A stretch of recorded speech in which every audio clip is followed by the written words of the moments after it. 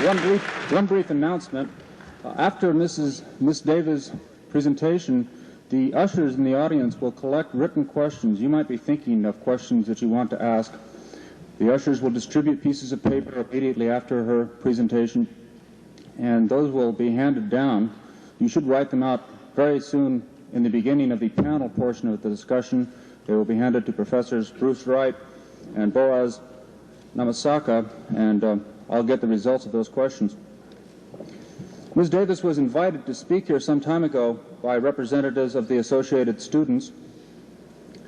Within recent weeks, I was approached with a request that I be moderator for this occasion.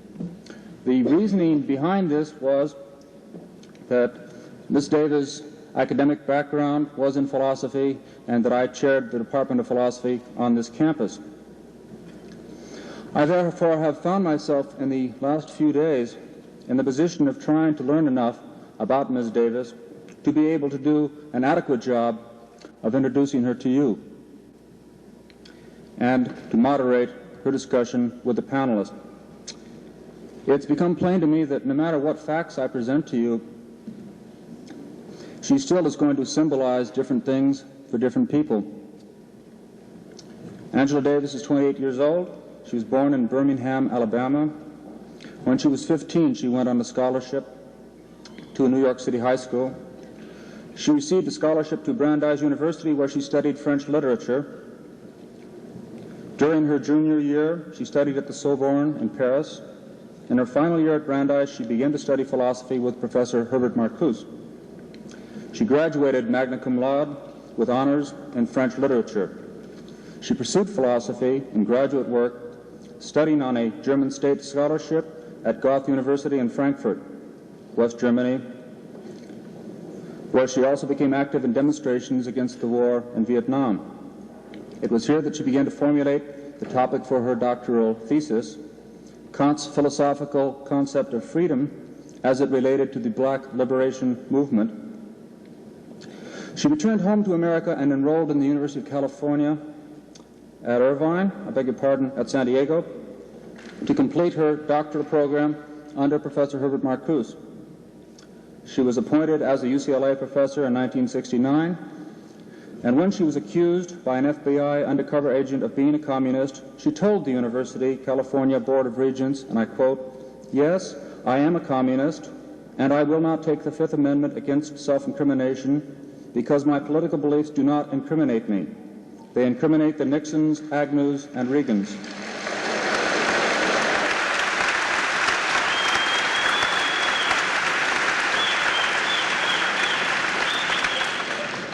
Attempts were made to fire her from UCLA because she was a communist, but the courts ruled this unconstitutional. Meanwhile, her classes at UCLA were the most widely attended in the history of the school, and all but one of her several hundred students rated her excellent. In 1970, Ms. Davis became active in the defense of the Soledad brothers and was outspoken in protest against the growing number of political activists, especially the Black Panthers, who she believed were jailed and killed under the guise of law and order. In June, she was fired by the Board of Regents, this time on the grounds that her speeches were held to be inflammatory. Subsequently, she was accused of a conspiracy and unlawful flight to avoid prosecution, of kidnapping, and of murder in connection with a shooting in August at a San Rafael courthouse. She was subsequently found to be not guilty.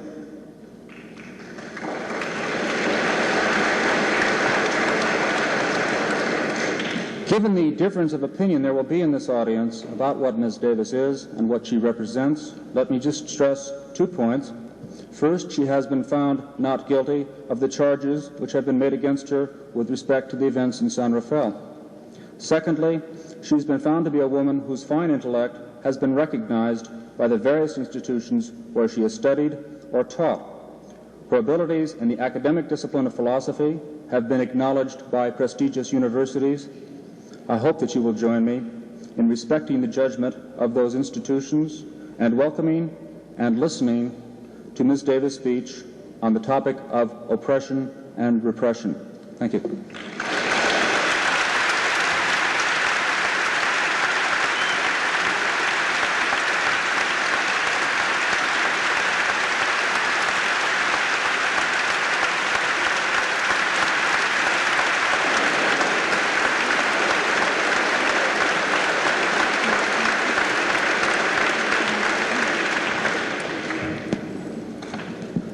Before I get started, I want to thank all of you who participated in the vast national and international movement that demanded and secured my freedom.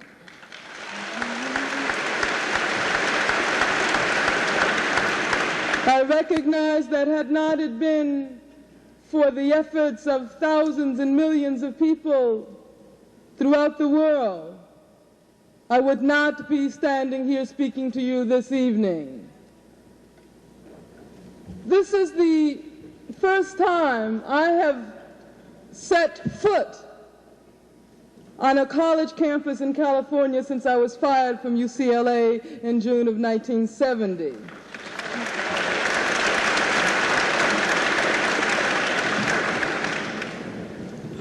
It's a particular pleasure for me to be here this evening, since shortly after my acquittal, Ronald Reagan made it known that he was going to do everything within his power to bar me, not only from UCLA, but from the entire college and university system here in California. So it gives me a kind of pleasure that people have refused in many ways to be accomplices of the kind of thing that Ronald Reagan is trying to push around. This is also an event which has a particular importance for me, to be able to speak here in California, in Southern California, in Orange County.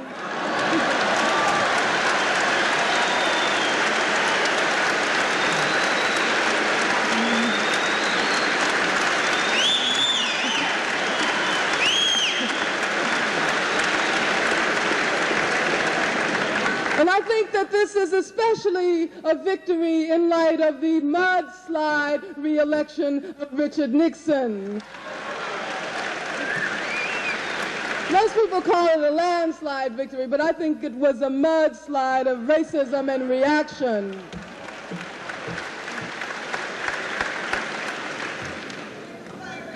The topic of this event is very timely and very appropriate: oppression and repression in the United States. The major problem we are confronting today, the major problem people throughout this country are confronting, is the problem of racism. And I think that if the last 4 years are any indication of what is to come during the next 4 years, we can indeed predict a very catastrophic period within the history of this country. Black and brown and Asian and Native American people have always been the first victims of oppression and repression in this country. But I think that white people in this country, particularly white working people, should begin to understand that they too are exploited and they too can be victims of repression.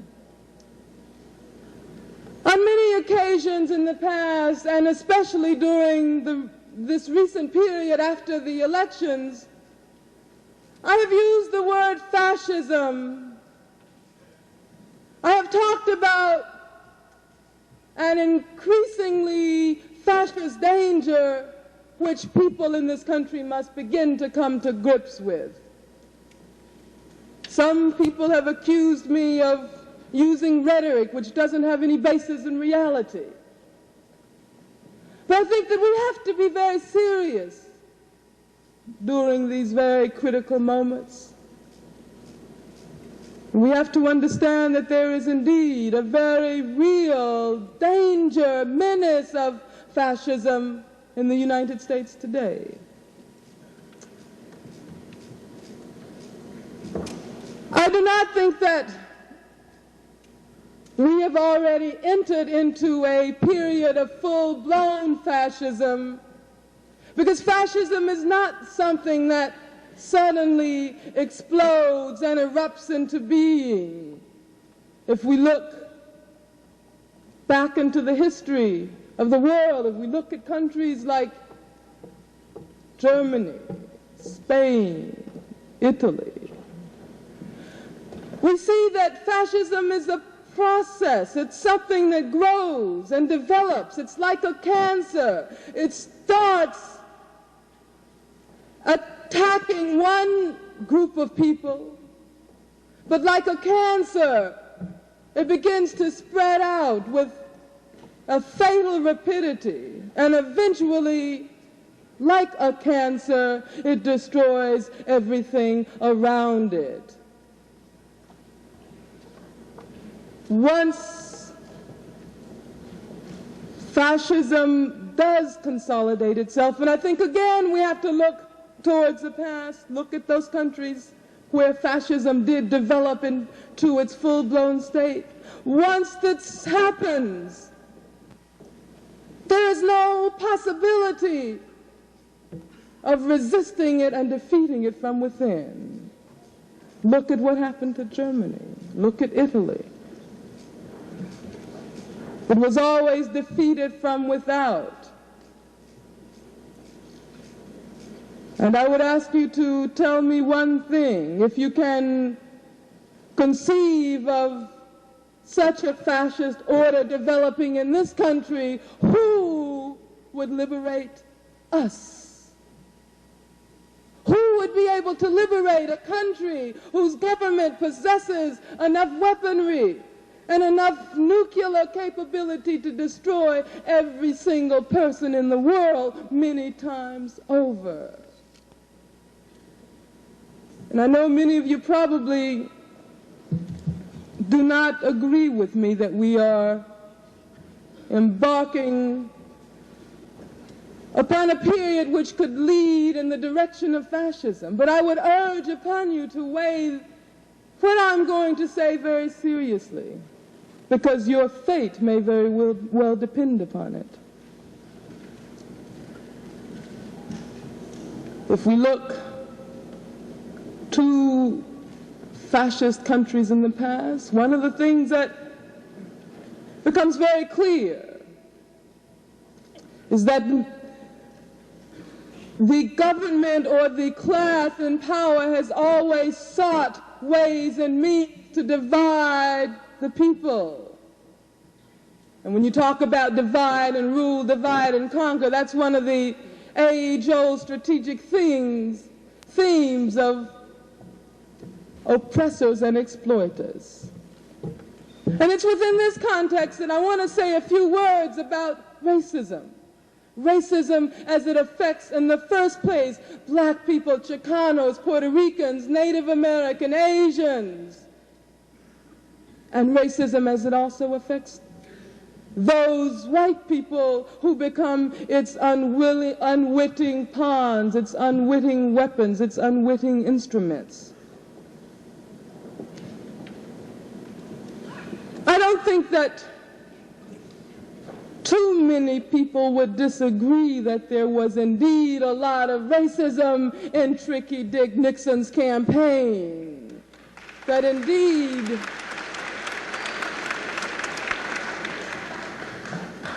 I don't think that very many people would disagree that there was some kind of attempt to pit white people against black people. Look at the statement that he made about busing. And look what followed that statement. The events in Canarsie, New York, Brooklyn, where white adults threw stones. We're going to have, right on, sister, and we're going to have a question and answer period as soon as I finish this presentation. Okay, right on. In Canarsie, New York, white adults threw stones at black and Puerto Rican children and threw eggs in their faces, spat on them, and called them all kinds of vicious, racist names. And I think we have to understand the connection between that statement that Nixon had made only a short while previous to that and what happened in Canarsie. And I think we have to understand the connection between the kinds of things that Richard Nixon has been saying and what happened yesterday at Southern University in Baton Rouge, Louisiana.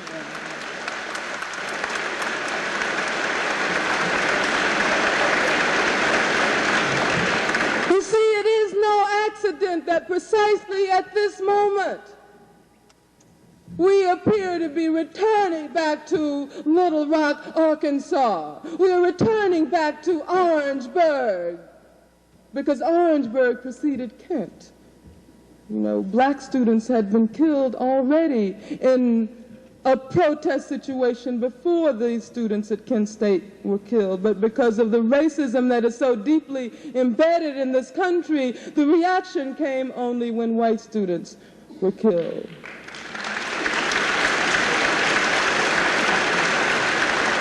But let's try to understand, first of all, what racism is all about.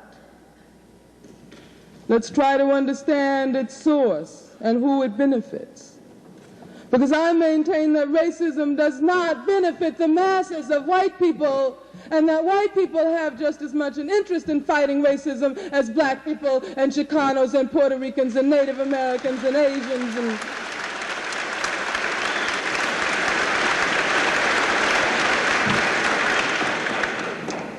first of all, let's ask ourselves, who does racism aid?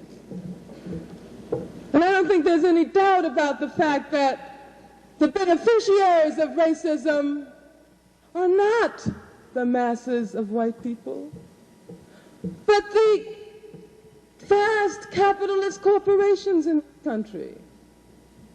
And you see, when I talk about capitalists, I'm not talking about the small businessman, the person who has a corner drugstore or a corner grocery store. See, that's what Richard Nixon wants us to think black capitalism is all about. But you see, capitalism today, when we talk about capitalism today, we have to look towards the General Motors, the Standard Oils, the IT&Ts, the General Electrics, the Bank of Americas, and I could go on and on. But actually, I couldn't go that far, because the number of people in this country who control the majority of the wealth is extremely minute. If you take the 100 largest corporations in this country, they already control 50% of the wealth. And then you take the 200 largest, and you find out that they control practically all except 15% of the wealth in this country. But then 70% of all income taxes are paid by working people. Does that sound right? Sounds like there's something wrong with that. But let me try to explain for a moment how racism affects people of color and black people, Chicanos, Puerto Ricans, and all people of color in this country. If you take working people of color, and if you compare the wages which we receive to the wages which white workers doing the very same jobs, and I'm using government statistics that the government has given us, you find that there is a $28 million differential. That is to say, black people alone account for a $21 billion super profits. And so I'm talking about the profits that the capitalists get over and above what they would get if there were white same jobs. But then if you add Chicanos and Native Americans and Puerto Ricans and all other people of color in this country, you end up with $28 million in extra profits that the capitalists put in their pockets just because of the existence of racism. just because of the existence of racism. And that's a lot of money, because we could buy a lot of houses and build a lot of schools and a lot of child care centers and a lot of the things that we need in the ghetto and the barrio with that $28 million.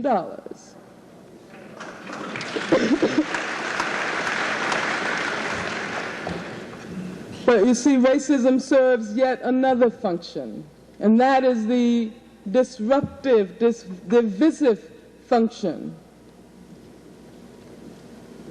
Because you have a situation where, while white workers can rant and rave about black workers, that makes them forget that the exploiter is also on their backs too.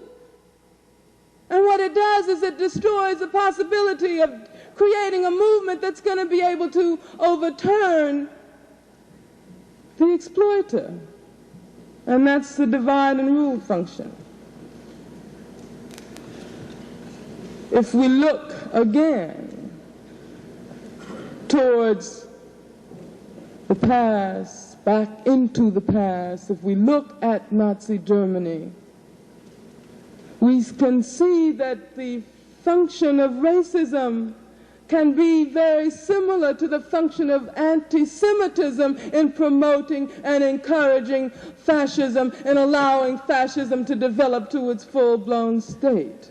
Because you see, while the masses of Germans were being busy being anti-Semitic, the German capitalists were squeezing more sweat and blood out of them. And if white people don't watch out in this country, that is exactly what is going to happen. Because there's already been the wage freeze.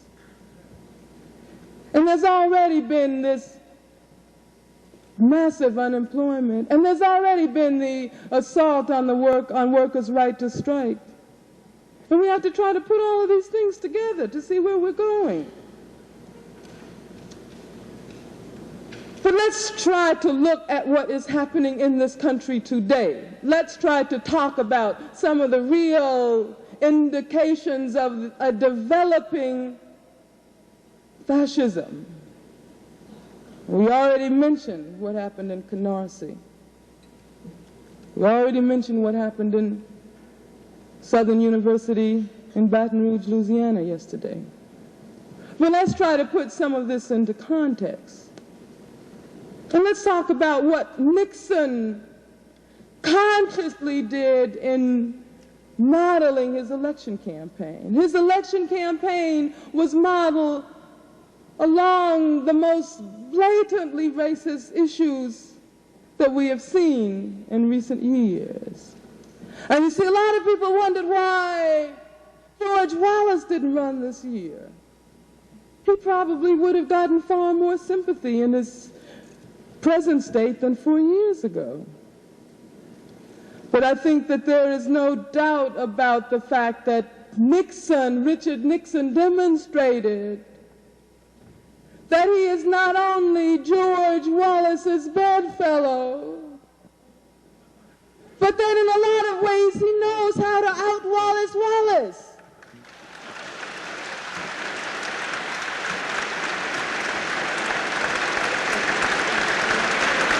Because you see, in a lot of ways, the Nixon is a little bit more clever, a little bit shrewder than George Wallace, so he can get much further. But there is something else which points to what I would call a racist conspiracy from the very, very high ranks of the ruling powers of this country. And what is that? I know a lot of us kept waiting for George McGovern to say something about the need to respond to what was happening in the ghettos and the barrios. And we kept waiting. And we heard Nixon and all of his racist nonsense. to say something about the need to respond to what was happening in the ghettos and the barrios. And we kept waiting. And we heard Nixon and all of his racist nonsense. And we were wondering whether or not George McGovern was going to say something about that, whether he was going to at least challenge him in words. But in a lot of ways, he was silent. He was either silent or he went into Chicago and made a deal with Richard Daley, with the Daley machine. And if anybody symbolizes racism in the Midwest, it's the Daley machine.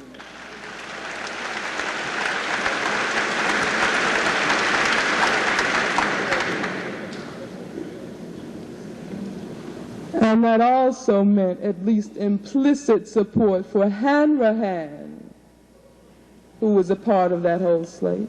And we know what Hanrahan is all about, because an official investigative commission confirmed that Hanrahan definitely had something to do with ordering the attack which led to the murder in cold blood of Fred Hampton and Mark Clark as they slept in their beds.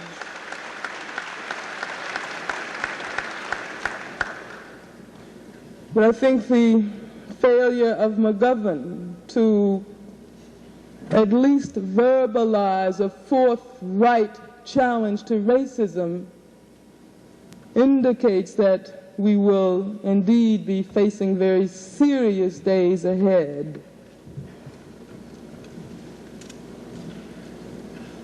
As I said earlier, we can look back over the last 4 years as we try to predict what we're going to face these next 4 years. And what I've tried to do is to try to understand what happened in Germany prior to the Nazi seizure of power, prior to the Nazi seizure of power. And one of the things I've looked at is this judicial system prior to fascist Germany.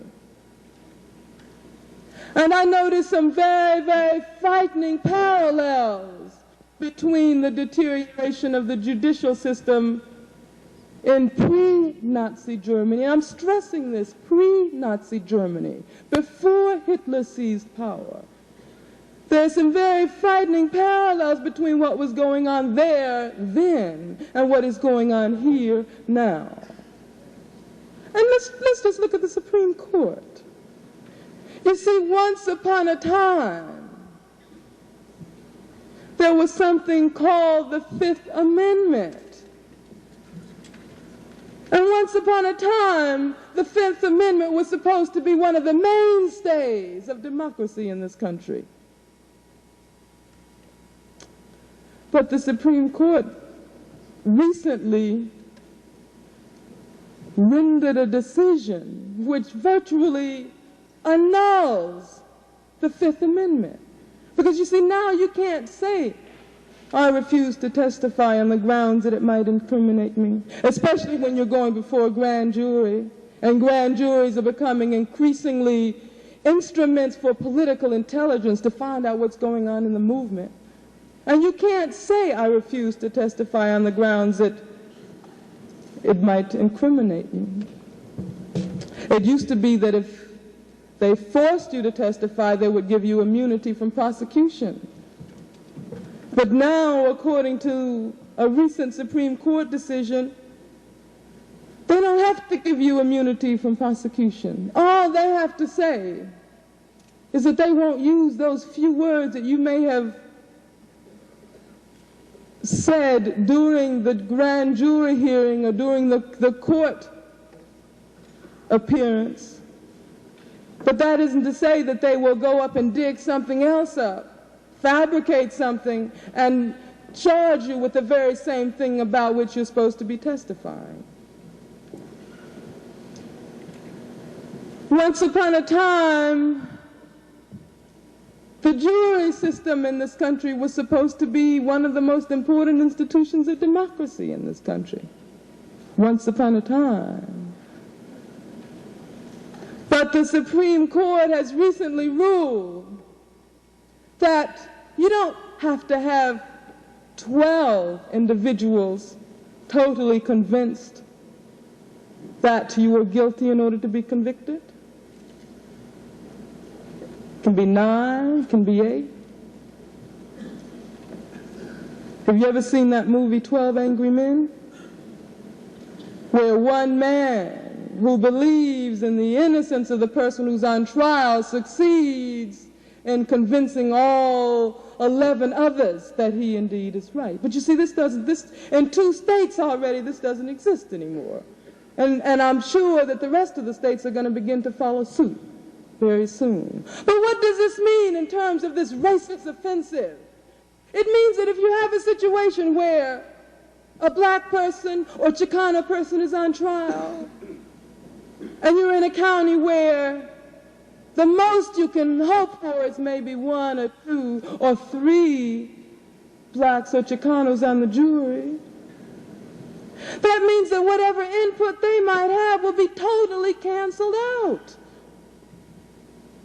And so you remember what happened with Huey's case, how he was tried on 3 different occasions, and there were hung juries. And as a result of that, they had to dismiss the trial because the charges, it was obvious that the racism and the bias of jurors was preventing a just verdict from coming forth. But you see, that won't exist anymore, because the Supreme Court has now ruled that you don't need 12, you only need, who knows, it may be 2 or 3 after a while. But you see, this is what I'm talking about when I say fascism is something that begins, and it might look very small, but it spreads and it develops, and before you know it, it has crept up behind you, and there is nothing more you can do. And if you don't start fighting it, when you can look at it and isolate it and try to cut out the cancer, it will have strangled everything around it, and there will be no more hope. But let's look at further examples of this encroaching fascism, creeping fascism. There's something called the Rodino Bill, which is now before Congress. And what does that say? That says that every person who is working and who might possibly be considered a foreigner has to have papers, or else that person can be deported. And you see, particularly in this area, in Southern California, it's used against Chicanos.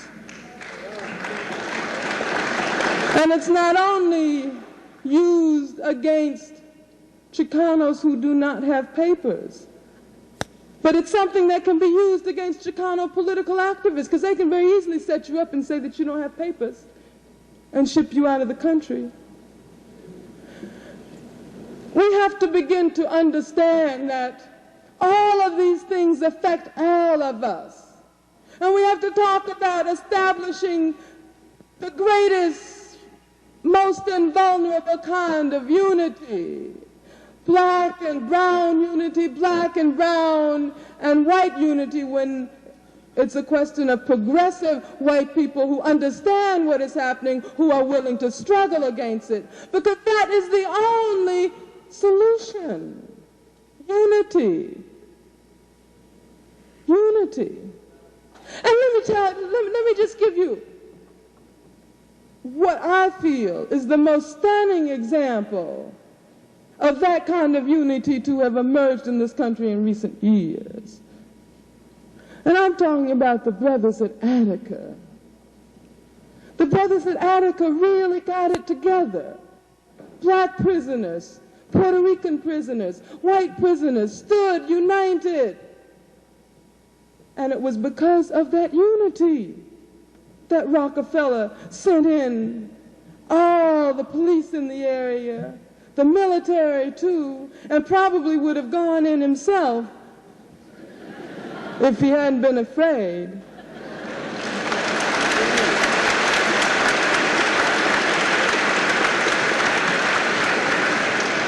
They fear that unity. The oppressor, the repressor, the exploiter. But we have to counter all attempts to pit black people against brown people against black people. Because you see, one of the things that they do in order to divide the movement and to disrupt any attempt to build this unity is they'll tell Chicanos, well, black people have eaten all of the pie and there isn't any left for you. And then they'll tell black people, Chicanos have eaten all the pie and there isn't any left for you.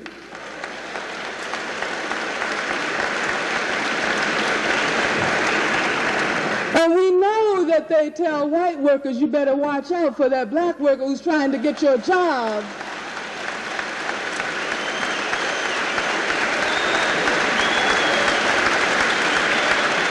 But let me give you another very clear, very obvious example of those attempts to divide and disrupt. And I'm talking about all of Nixon's pronouncement about welfare. You know, he's been ranting and raving about welfare recipients being parasites, living off the taxes of working people. But let's look at what the real facts are. Let's look at the breakdown. First of all, whenever they talk about welfare recipients, they are implying, if they do not say so explicitly, black people and brown people. But you know, 55% of the people on welfare in this country are white. 55%.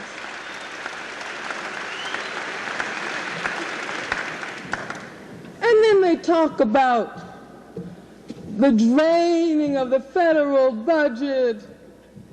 But less than 4% of the federal budget is spent on welfare in the first place. Welfare is the most inhumane kind of system in this country, the most racist. But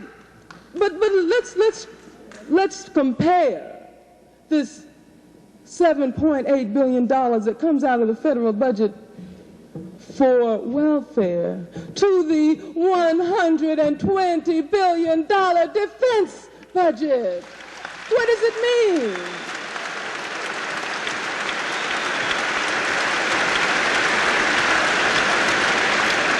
If anything is draining the taxes of the people in this country, it's the war in Indochina.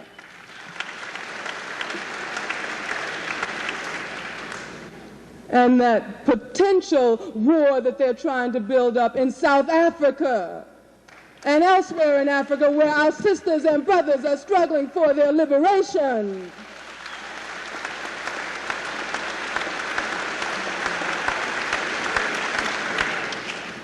But getting back to the question of welfare, let me just tell you who is on welfare. We said, first of all, that 55% of the people on welfare are white. Let's look at the breakdown of the categories of welfare recipients. Now, 24% are old age recipients. And you see, Nixon kept talking about all these lazy, shiftless black and brown people who don't want to work. Okay, 24% are old age recipients. 8% are permanently and totally disabled, so they can't work. 1% are blind. 50.3% are children. 2.9% are incapacitated parents in homes. 13% are mothers. And 1/5 of that 13% of mothers are in job training. Or they are employed already and are making so little money that they have to resort to welfare in order to survive.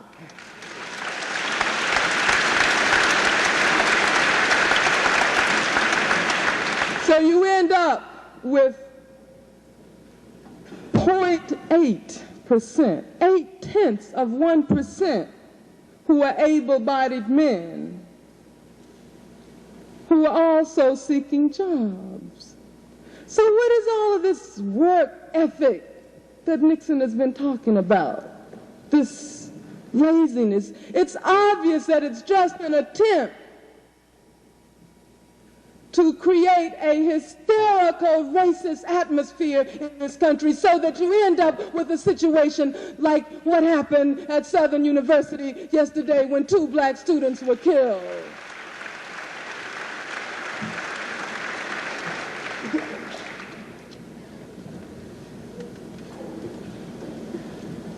I would like to move briefly into another area, an area where you find many, many symptoms of creeping fascism. And that's the area of political prisoners. And this is something that I feel very close to, because I know what it is like to be a political prisoner. And after I was acquitted, I committed myself to devoting all of my time and energy towards building a movement to free all political prisoners.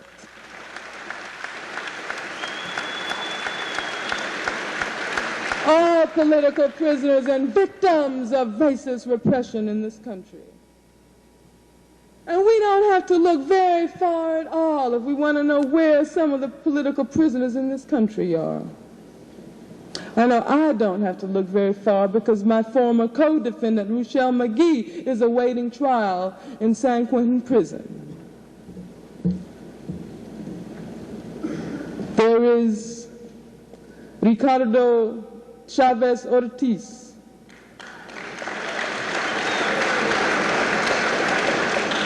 who hijacked the plane.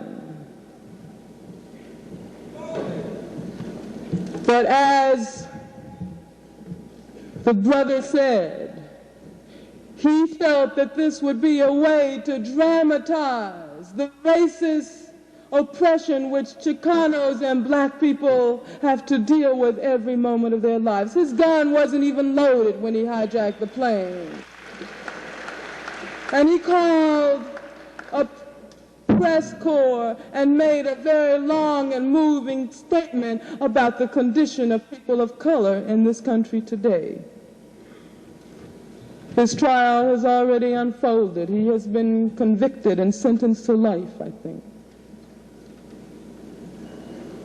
And he's one of the brothers around whom we're building a movement, because he can win on appeal, and we have to fight for his freedom. And we have to talk about the San Quentin Six. Do you know who the San Quentin Six are?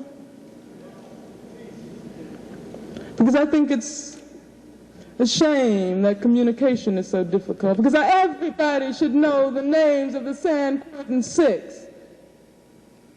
Do you remember what happened on August 21st, 1971 in San Quentin prison, when George Jackson was assassinated by San Quentin guards?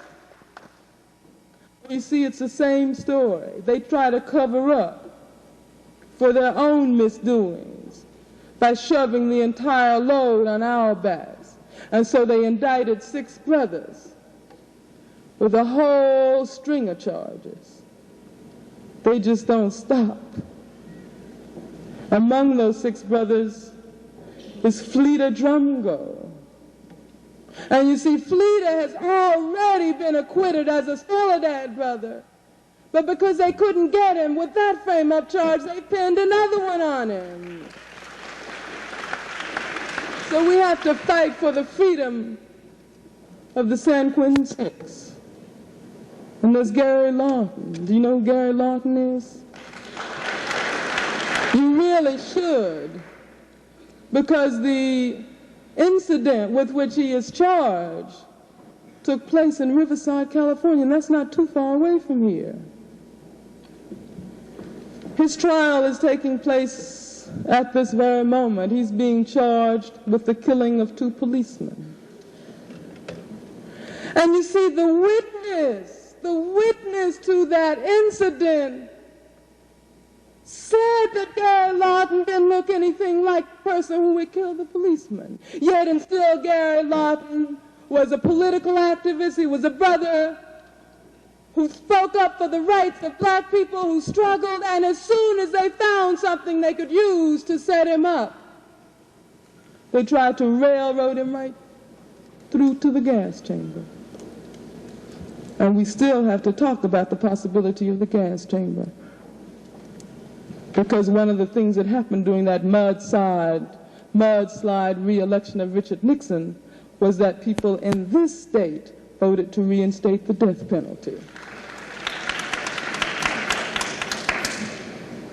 And then we have to talk about 3 brothers like Los Tres in Southern California, brothers who were involved in the anti-drug movement, like H. Rap Brown. And you see, they were charged with the shooting of a federal agent who apparently was not just posing as a heroin pusher, but was actually selling it in the black and Chicano community. They've been sentenced to 45 years, 25 years, and 10 years. And see, I've just given you a few names from California. It's just a small fraction of the political prisoners here in California today. And it's just a grain of sand, not even a grain of sand when you consider the national situation. Because I've recently been on tour talking about the need to build a defense movement to defend these sisters and brothers. And we're in the process of building that movement now. And I'd just like you to know that the honorarium I'm receiving for speaking here this evening, as has been the case at every other college campus, is going into a defense fund to free all political prisoners.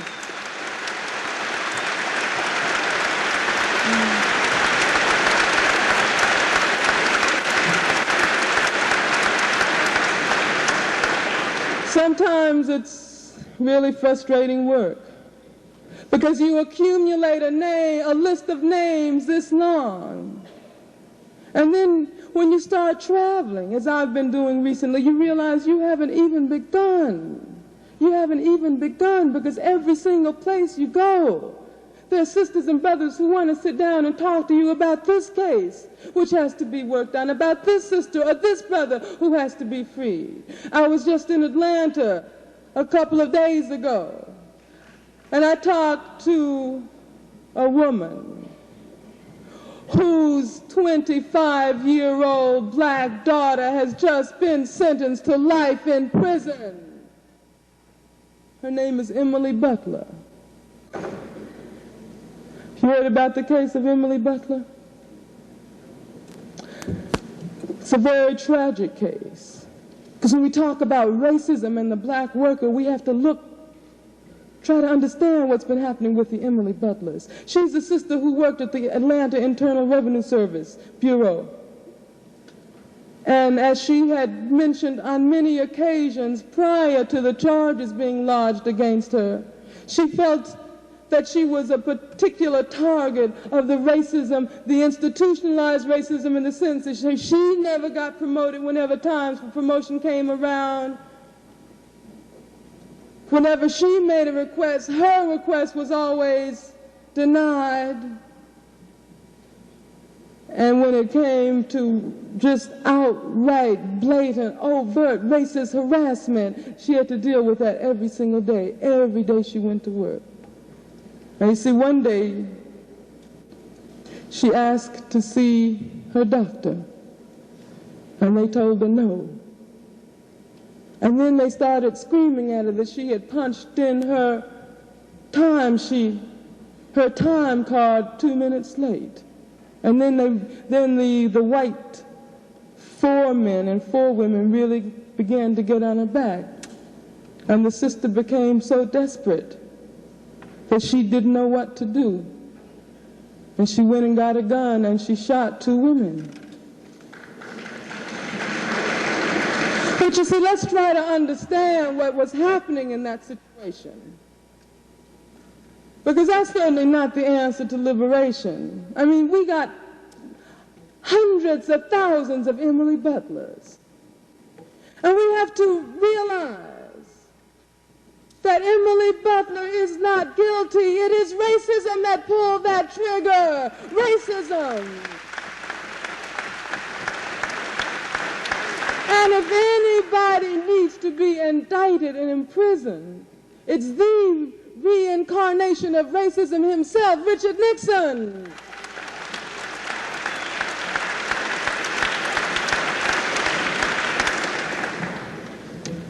But we must recognize that racism is not only confined to this country. We see the tentacles of U.S. racism reaching throughout the globe. Could any of you in this room conceive of the United States government waging war on a people in a white country and killing and maiming 6 million people in the most incredible kind of genocidal aggression that history has ever seen? Could you conceive of that having been imposed upon a white country? Is it possible in this day and age? But you see, that's what racism is all about. And racism is Richard Nixon telling the people of this country that the war is winding down because the U.S. soldiers are coming home.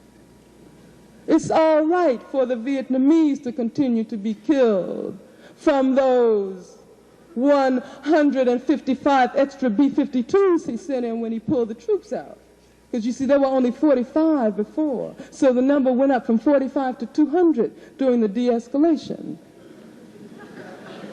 And the number of tactical planes went up from 350 to 1,200 during the de-escalation. And during the de-escalation, over 100 child care centers and nurseries were bombed in the Democratic Republic of Vietnam. During the de-escalation, 60 schools and vocational institutions were bombed. And the dikes were bombed during the de-escalation. And not only were the dikes bombed, but when men and women and children went to repair the dikes, they dropped anti-personnel bombs on them. And you see, that's racism for Richard Nixon to be able to persuade the majority of white people in this country that the war was winding down. And let me give you just one example of the highest kind of hypocrisy of the highest order. On October 31st, there was supposed to be a peace agreement signed. And then election day came closer and closer. He said, just wait, just give me a few more days. Just got to get a few last-minute things together.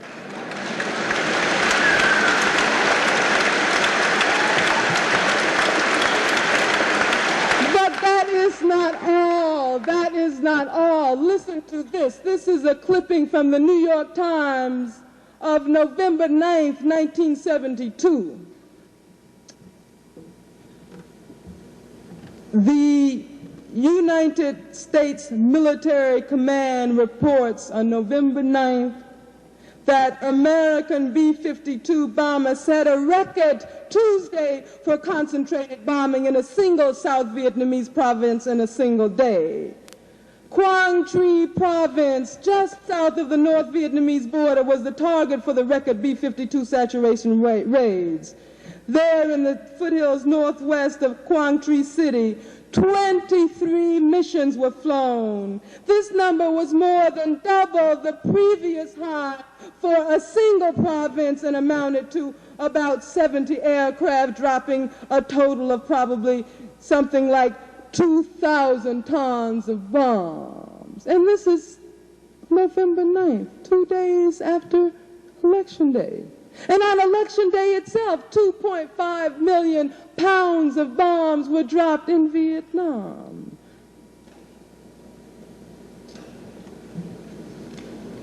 We're talking about dates.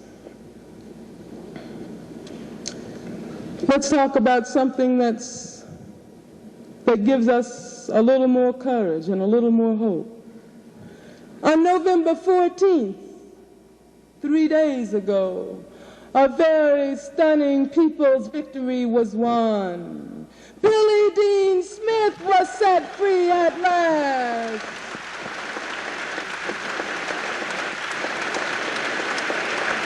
The eyes of thousands of people throughout the world were focused on his court-martial. And they simply would not allow our brother to be railroaded because of his opposition to the war. And there was a very hard fight, both inside the courtroom and out. And I think that the words pronounced by Billy Dean Smith on the occasion of his acquittal should serve as an example for all of us. Because you have to remember that you can't really feel free until the war in Southeast Asia is over. And see, I think it's important to recognize that this is a black man speaking, a black man who understands that a victory for the people in Vietnam will be a victory for all oppressed people here in this country and everywhere in the world. Billy Dean Smith said that the blood of nearly 6 million Vietnamese has seeped into the soil of rice fields which will never grow again. And the gouged out trenches of a devastated land run red with the life substance of a people who would be free had they not been made scapegoats in this vicious war game which would-be fascists choose to play at their expense. I now wish to dedicate, says Billy Dean Smith, the rest of my life to working towards guaranteeing that other persons like myself will not have to be subjected to the injustices I faced in both the military and courts throughout the country. I commit myself to working for the freedom of all political prisoners.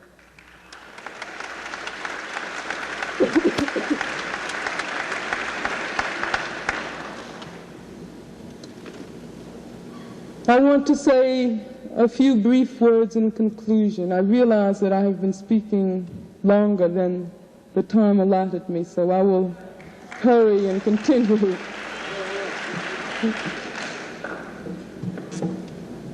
We must understand that here in the United States, we have already entered into one of the most critical periods of the history of this country. There is ever-increasing racism. Racism is indeed the key problem faced by the people of the country, and the threat of fascism is growing. The threat of fascism is growing because on fronts throughout the world, U.S. imperialism is being beaten down. U.S. imperialism no longer has a free ticket to exploit our sisters and brothers in the liberated portions of Mozambique and in the liberated portions of Guinea-Bissau and Angola and in Namibia and South Africa and Zimbabwe. Our sisters and brothers are waging a very fierce struggle. But precisely because the United States government and its overlords, the capitalists, the vast corporations, are being challenged on more fronts every day, they try to make working people pay for their setbacks abroad, and particularly black people and Puerto Ricans and Chicanos. We are indeed in a critical period, for we stand at a crossroads. And at that crossroads, one sign points to the future. It points to a future where there is no more want, no more exploitation, no more wars, no more racism. Black people, Chicanos, Puerto Ricans, Asians, Native Americans, and progressive whites are carrying the banner of that new society. And we have friends and allies all over the globe, wherever there are struggles being waged against U.S. imperialism. But we stand at a crossroads, and the other sign points backward into a dreaded era of more blatant racism, more cruel exploitation, and more fatal repression. That sign points toward the dungeons, the concentration camps, and perhaps eventually towards nuclear destruction. Richard Nixon and his cohorts are carrying the banner for this direction.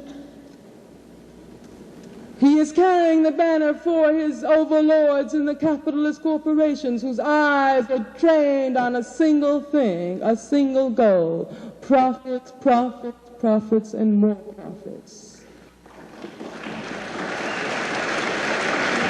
And he is trying his best to recruit the masses of white people to march backwards behind him into that dreaded era of fascism. He is trying to recruit the masses of white people as his pawns, and he is trying to make people of color his scapegoats. But we must ask ourselves today, which path are we going to take, sisters and brothers? Which path are we going to take? That is up to us for our future. And I'm talking about all of us, all different colors. But I'm not talking about all classes, because there's one class that has to be overturned if we're going to build that new society.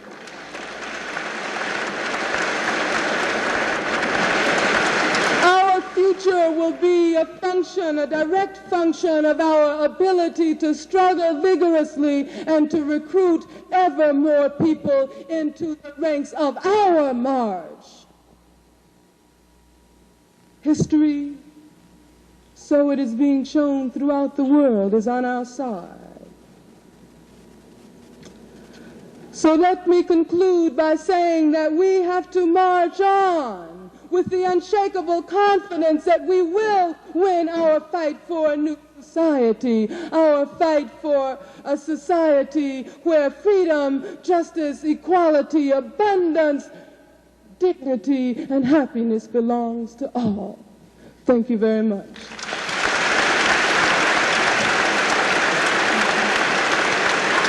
I spoke too long.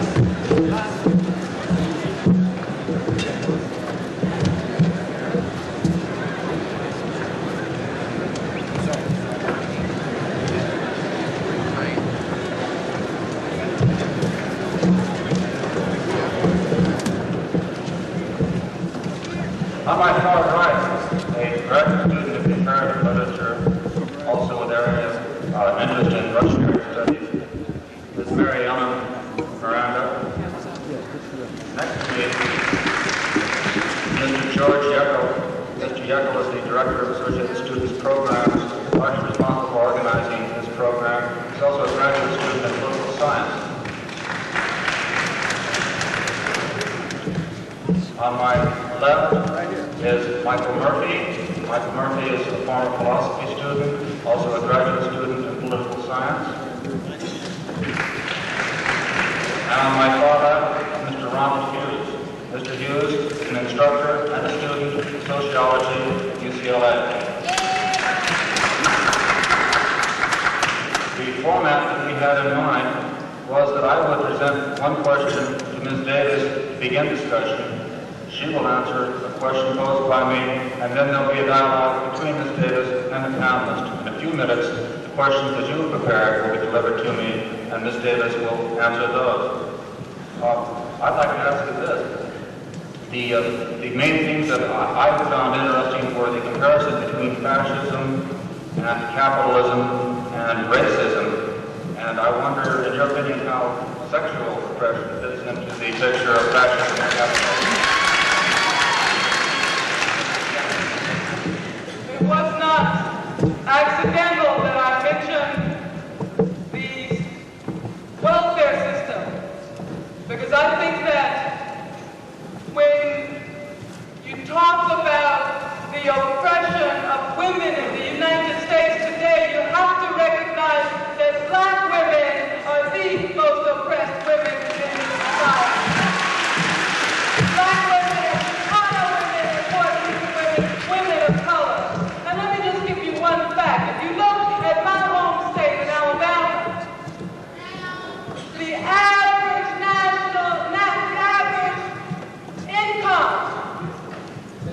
annual income of black women is $1,709. And if that is not oppression, then I do not know what oppression is all about. And I think that it's important to recognize the sisters who are waging the struggle around welfare rights. And I have here a book which I quoted from earlier, which is called Welfare Mothers Speak Out. And we have to begin to relate to the struggle which they are spearheading for a $6,500 guaranteed income. And those are the kinds of issues, child care centers, and those are the kinds of very material issues which the women's liberation today, the women's liberation struggle today must begin to take up and to fight for. And I'm talking about all women who are involved in the women's liberation fight. A question from Mr. Michael Murphy. Ms. Angela, he spoke this evening of oppression and repression, contradiction and liberation. I wonder if you could explain to us your concept of liberation and what is necessary. Ms. Davis spoke this evening of oppression and repression, which are in contradiction to liberation. I would like her to explain to us her concept of liberation as she understands it, and what prescriptions are necessary for the realization of liberation. Well, as I said during the presentation, the most pressing danger we face today is the menace of fascism. And if fascism ever engulfs this country, it won't even be possible to talk about projecting a path towards liberation. That has to be our fight. I am a communist. I know what I believe that liberation is all about. I think that liberation is only going to come when we first talk about seizing control over the wealth which the majority of people in this country produce. And that means overturning the capitalist system. I think that liberation, it has to come through building, carrying out a socialist revolution, and then entering into a socialist society.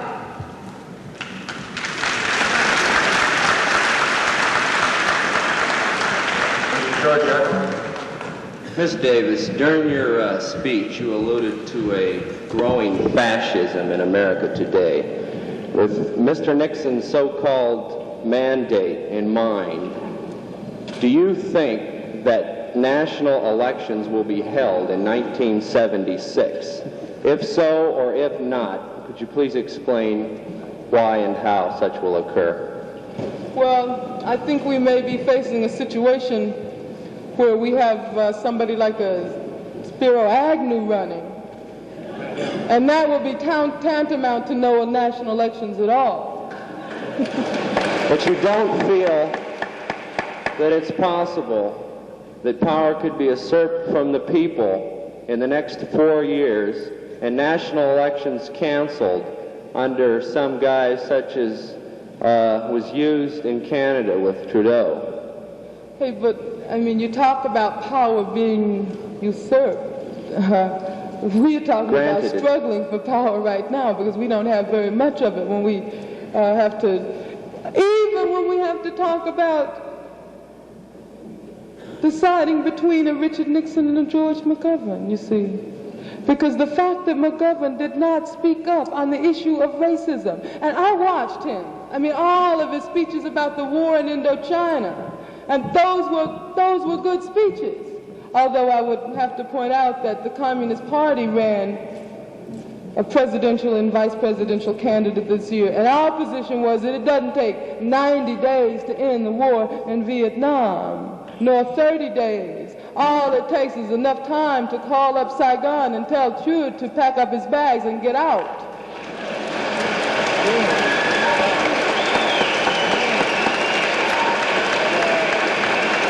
So then, but you see, let me just maybe explain one thing. Generally when we think about fascism, all kinds of horrible visions prop up in our mind. We think of no elections, we think of concentration camps, and we think of all of the things that people have been trying to repress that took place in Nazi Germany. Although the very same thing is happening in Vietnam today.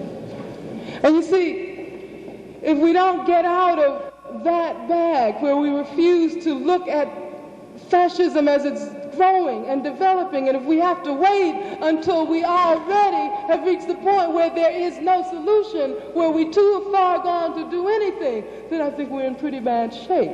We have to talk about doing the things we can do today, and that is we can build a movement to struggle for the freedom of political prisoners. We can talk about fighting racism. We can talk about supporting the welfare mothers in their struggle. All of these are things which will push back the threat of fascism.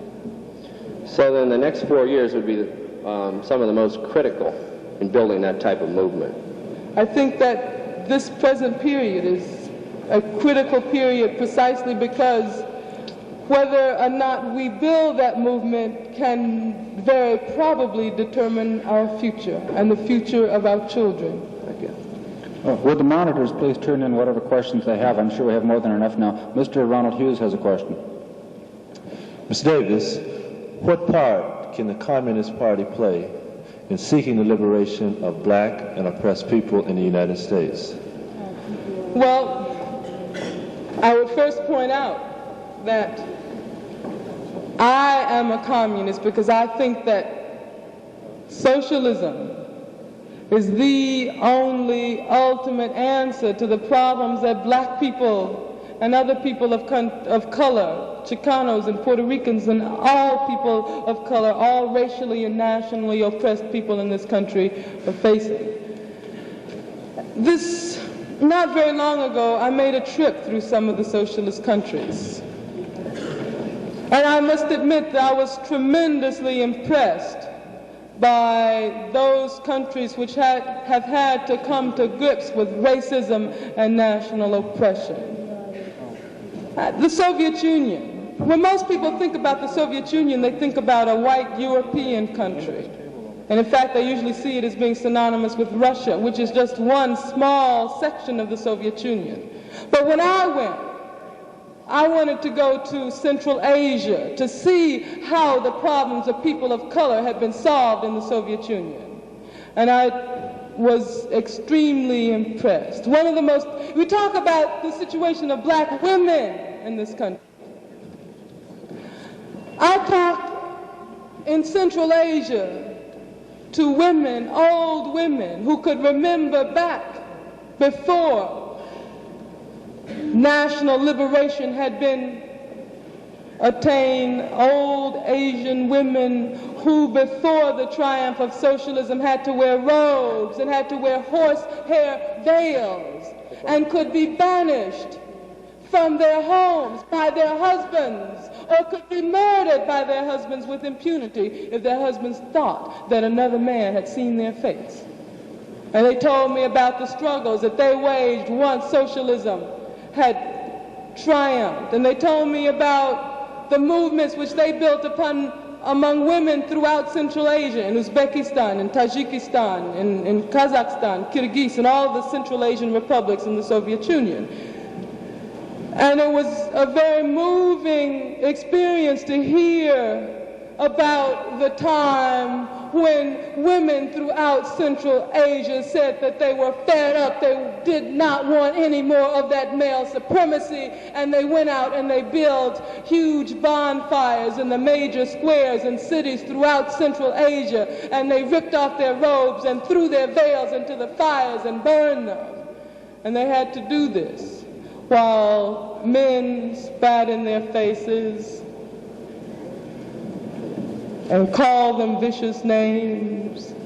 And some of the leading activists of the struggle were killed. Leading activist women were killed because the imperialists tried to use the men in that situation in order to counteract the struggle for socialism. But I was in Cuba too, and I saw black people in Cuba and brown people in Cuba. And it was a very refreshing experience to be able to see black and brown and white people harmoniously working and building their own society. And I talked about Billie Dean Smith earlier.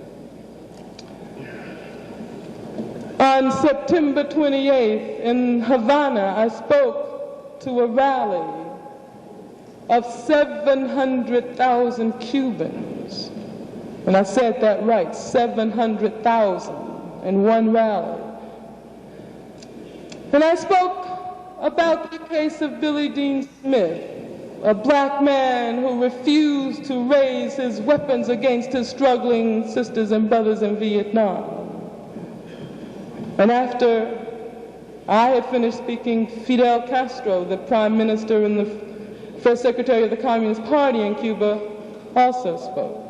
And he spoke at length about the need to defend Billie Dean Smith.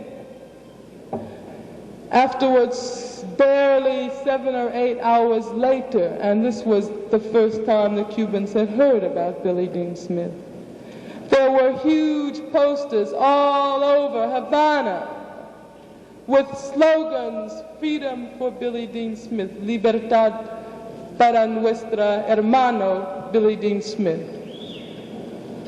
And you see, that experience and the experience afterwards of traveling throughout the island of Cuba and seeing little children singing songs about Billie Dean Smith and asking how they could struggle for the freedom of their brother. And you see, that was an inspiring experience for me because you could see how deeply the people of Cuba, black, and they had to deal with a lot of racism before. I mean, because the U.S. tried to create another Birmingham, Alabama in Havana. And they had a long struggle. But you see, one of the first things they did, the Cubans, after the seizure of power, and I think this is extremely important, and we can learn from it, is they declared racism a crime. I mean, a real crime, a felony, which means that anyone who advocates or practices racism in Cuba today is dealt with very severely. And when the Communist Party, when we mounted an election campaign, that was one of the key issues in the platform. Racism must be declared a crime, and that is indeed the first thing we will do after we have achieved our socialist revolution. Thank you. Ms. Miranda. Ms. Davis, I'd like to return to your trip to the Soviet Union and also to your recurring theme of freeing all political prisoners. Do you consider that there are political prisoners in the Soviet Union, in the country that inspired you so greatly, such as Alexander Solzhenitsyn, who's not free to publish, such as Andrei Amalrik, such as Yuri Galanskov, who just died in prison, Are there political prisoners there or not? Well, let me put it this way. History, and I have to talk as a Marxist, because I am a Marxist, and I try to look at things in a historical perspective, in historical stages. And if you look at countries which are capitalist countries, counter-revolutionary countries, and the United States is the main counter-revolutionary country, in my opinion, in the world, there are revolutionary political prisoners, people who are fighting for a better society, people who are fighting for progress, who are fighting against racism, against imperialist wars. If you look at revolutionary countries in general, and I'm not saying that that this covers every single individual, I'm saying as a rule, political prisoners are counter-revolutionary prisoners. And I think that you have to, I make that distinction, although I recognize that people who are not Marxists would have difficulty making that distinction. But let me tell you, let me just recount an anecdote. When you talk about political prisoners in socialist countries, because that question has been posed to me many, many times over. And that was the letter that was written to me by Jerry Pelican not very long ago. Now, that letter was published, first of all, in the London Times. No one ever contacted us directly. Except one day last year while I was in prison, a woman did come to the office and said that she was a political prisoner from Czechoslovakia. And the sisters and the brothers in the office said, all right, fine, you know, we can sit down and have a discussion. And so they began to discuss. She wanted to issue a joint statement with me demanding the freedom of all political prisoners. Now, after some investigation was done while the woman was still there, it turned out, first of all, that she was not from Czechoslovakia. She was from West Germany. West Germany is a capitalist country also. And she said that immediately after she had been released from jail in Czechoslovakia, she was making a nationwide, worldwide tour. Now, it seemed to me that the fallacies in that situation indicated that there had to be a lot of propaganda behind that. Because no one has ever contacted us individually. There have been open letters, why do I not support all political prisoners? But no one has ever seriously tried to approach us and explain to us what the nature of cases are and ask us for our support. Jerry Pelican, who wrote the letter to me, the open letter in the London Times, and I would like to point out that a lot of people have written letters that have just been addressed Angela Davis, United States of America, and they've come to me. He is now living in England, in London, in a very large mansion with the greatest kind of security provided, I assume, by the British government. And so I would ask you to consider those things also when you talk about political prisoners in socialist countries. Now, I have to point out one last thing. You see, people are always bringing that up, but I have not seen one person who stresses that so much involved in the struggle to free Black and Chicano and Puerto Rican political prisoners in this country. And there are thousands and thousands and thousands. You see, and that's where, when I talk about struggling for the freedom of political prisoners, I'm talking about struggling to free my sisters and brothers who are struggling against racism and against the war in Indochina. And I haven't seen the political prisoners in the Soviet Union support the struggle of the people of Vietnam. I think that is where it is at.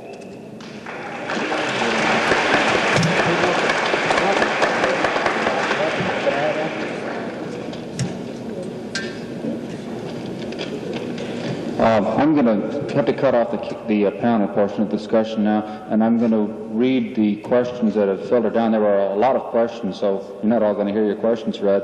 We try to get some representative and interesting questions, and here's one. Do you plan any attempt to regain your teaching status at UCLA? I plan to fight. Apparently, as I pointed out earlier, Ronald Reagan has decided that he is going to utilize every means at his disposal in order to prevent me from regaining my position at UCLA.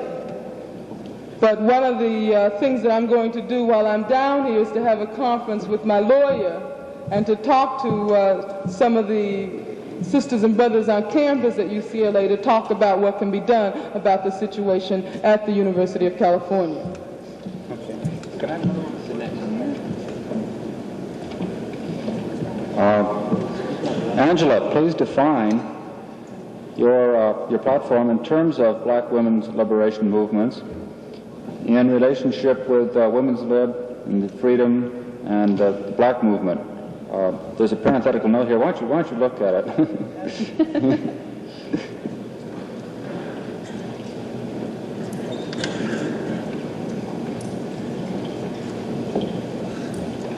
Please define your stand in terms of black women's liberation movement in relationship with the women's liberation movement and the black movement in parentheses male dominated.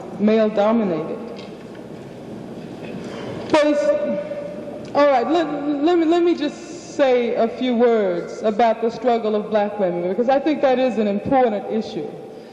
One of the ways in which there have been attempts to divide and disrupt the black liberation movement is by trying to convince black men that when black women speak out, that is somehow a threat to their manhood. This comes directly from the very highest levels of government, because we remember very well that report that Daniel Moynihan issued a few years ago called The Negro Family.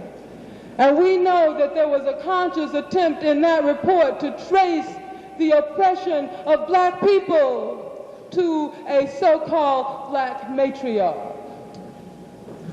And we know that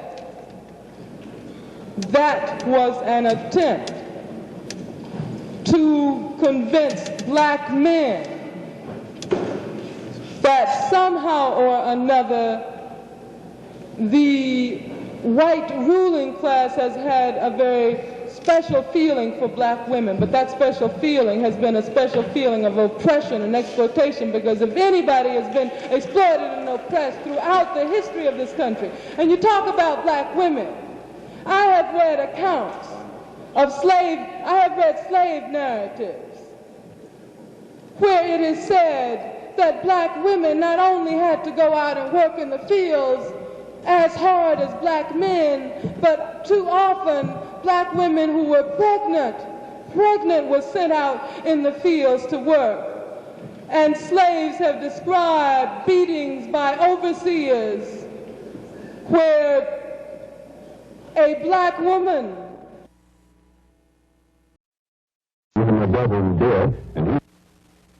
said that black women not only had to go out and work in the fields as hard as black men, but too often black women who were pregnant were sent out in the fields to work. And slaves have described beatings by overseers where a black woman, a slave woman, because she is pregnant or because she has had a child and has not been able to feed her child, her breasts are overflowing with milk and she is not able to work because of the pain. And the slave master beats her, the slave overseer, and the blood and the milk flow intermingle. And then we have to talk about that special kind of pit that they had dug out for pregnant black women who couldn't work as hard as her male counterpart and was forced to lie prostrate with her belly in this pit so that the overseer could beat her on her back. And you see, that's a special kind of privileges that black women have received from the white ruling class in this country. But you see, there is also something else which we as black women and as black people ought to be very proud of. Black women have always played a very critical role in the struggle for survival and the struggle for liberation. And there was not only Harriet Tubman and Sojourner Truth, but there were countless nameless black slave women who fought alongside their men, who fought during the slave rebellions, and who fought in many different ways, who resisted slavery. And we have to talk about Rosa Parks and Fannie Lou Hamer and all of the black women today who are struggling in the liberation movement. We have to combat, black men have to realize that those attempts to convince them that black women, if they are active and if they lead and if they struggle, are challenging their manhood, those are nothing but attempts to sabotage and subvert the black liberation movement.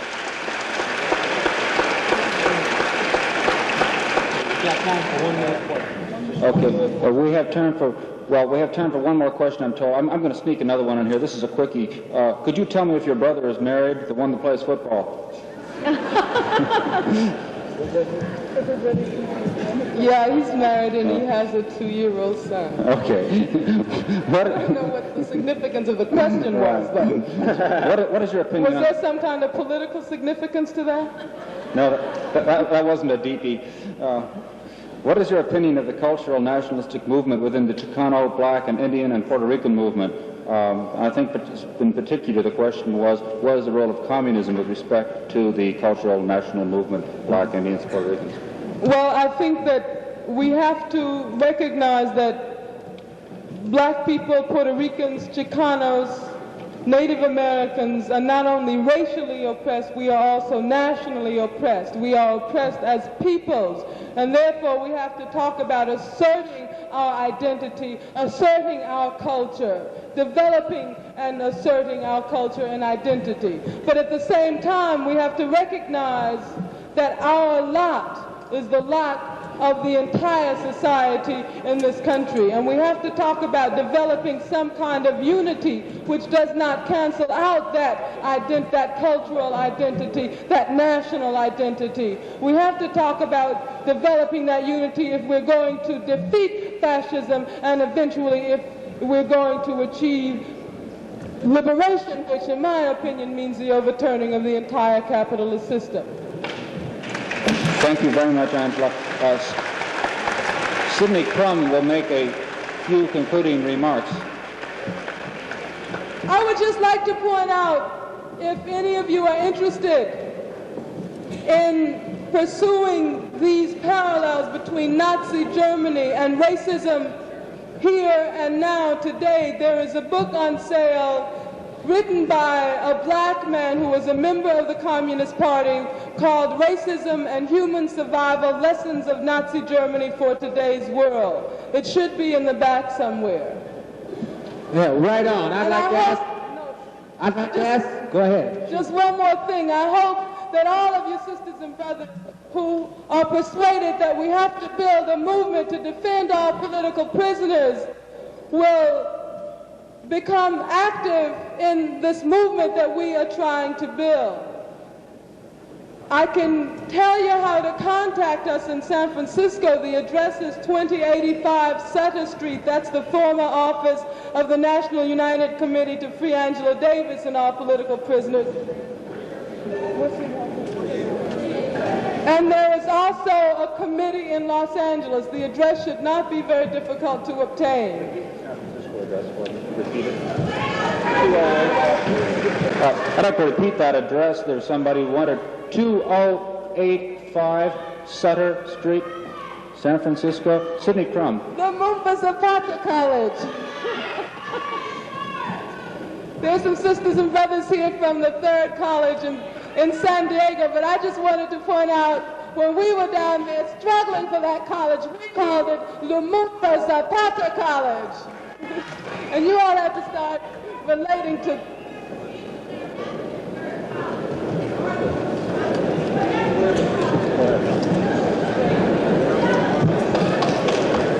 Okay. I'm sorry, but we don't have that much time. I'd like to have that we give Angela a warm round of applause, and we're going to have to let her go from here. Right on, sister, right on. All you brothers and sisters, make sure you get down to the student union later on. Make sure all people who are interested get down to the student union later on. We're having something down there for you. You won't want to miss it. Thank you very much.